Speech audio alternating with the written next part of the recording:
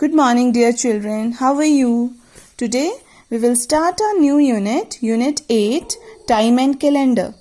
And we have discussed this unit in class 3. So we know that 1 hour is equal to 60 minutes and 1 year is equal to 12 months. ये बातें हमें पता है, हमने 3rd class में भी पढ़ा था चैप्टर टाइम एंड कैलेंडर. तो 1 आवर में कितने मिनट्स होते हैं बेटा? 60 मिनट्स. और 1 ईयर में 12 मंथ्स होते हैं. ठीक है, तो आज हम इस यूनिट का जो टॉपिक डिस्कस करने वाले हैं वो है leap year. Leap year is a new word for you. तो लीप ईयर क्या होता है बेटा?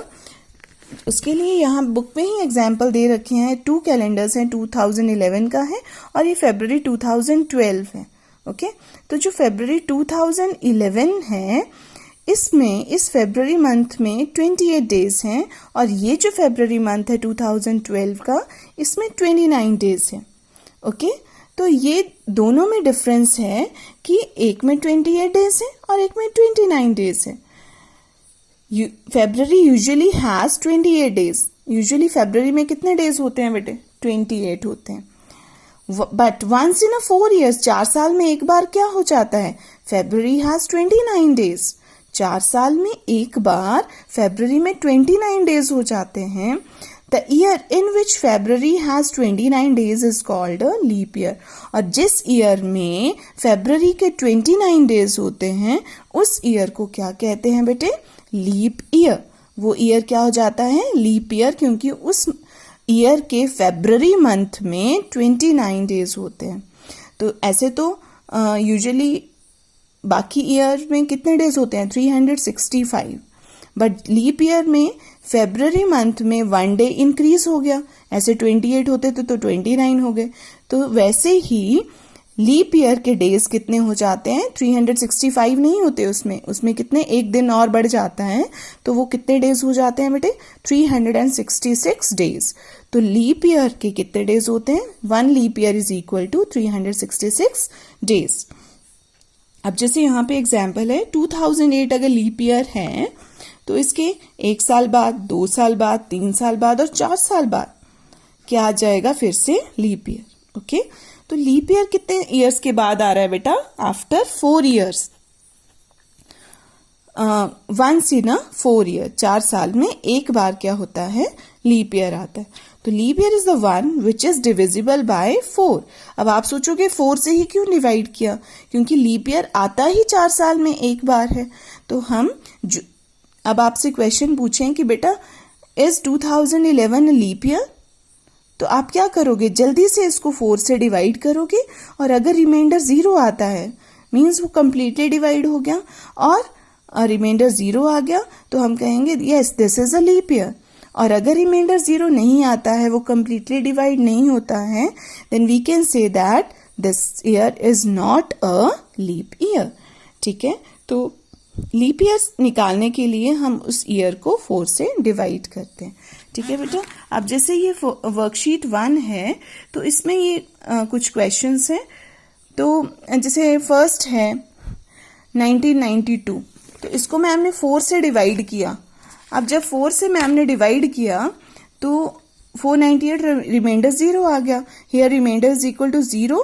1992 is divisible by 4, so it is a leap year. Okay, it is a leap year.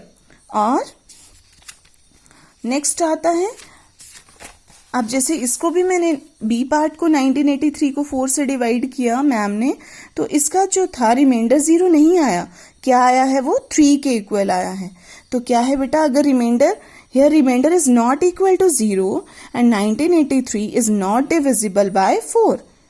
0 नहीं आया remainder means 1983 is not divisible by 4, so it is not a leap year. तो ये leap year नहीं है बेटा.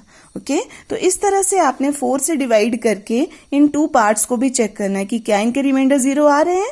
तो आप बोलोगे yes it is a leap year, और रिमाइंडर 0 नहीं आया तो no it is not a leap year. Similarly ये क्वेश्चन है India got independence a leap year. जिस ईयर में इंडिया को इंडिपेंडेंस मिली थी, कब मिली थी? 1947. तो उसको भी 4 से डिवाइड करके चेक करोगे. अगर रिमाइंडर 0 आता है तो वो लीप ईयर होगा और नहीं आता है तो नहीं होगा.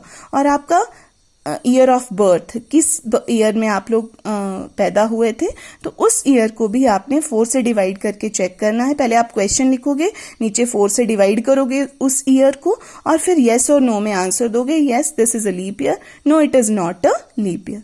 ओके बेटा, अब नेक्स्ट क्वेश्चन है how many days are there in a leap year. तो इसमें नहीं आपको लीप ईयर निकालने की जरूरत, आपको पूछा है लीप ईयर में कितने डेज होते हैं। तो हमने कितने पढ़े अभी, 366। और how many days are there in month of February in a leap year, February month में कितने डेज होते हैं लीप ईयर के, 29 days in month of February in a leap year. ठीक है, तो इसका आंसर सिंपल 366 होगा और इसका 29 होगा। ठीक है, इसमें डिवाइड करने की जरूरत नहीं है बेटा, ये 4 पार्ट्स में करना है और ये इन 2 पार्ट्स में भी डिवाइड होगा बाय 4। ओके, क्योंकि इसमें लीप ईयर निकालना है या नहीं है। और इनमें सीधा आंसर क्वेश्चन लिख के उसका आंसर नीचे लिखना है, 366 डेज एंड 29 डेज। ओके, तो ये आपने 8 पार्ट्स, फर्स्ट क्वेश्चन के 4 पार्ट्स और सेकंड क्वेश्चन के 4 पार्ट्स अपनी मैथ्स नोटबुक में गुड हैंड राइटिंग में कंप्लीट कर लेने हैं। ओके बेटा, thank you and take care. आज हमने लीप ईयर के बारे में डिस्कस किया है और किसी भी ईयर को लीप ईयर है या नहीं है निकालने के लिए हमें उससे किससे डिवाइड करना होता है, 4 से। और अगर उसका रिमाइंडर 0 आ जाए तो वो लीप ईयर है, और अगर उसका रिमाइंडर 0 नहीं आता है then that year is not a leap year. Okay बेटे, thank you and take care, bye bye.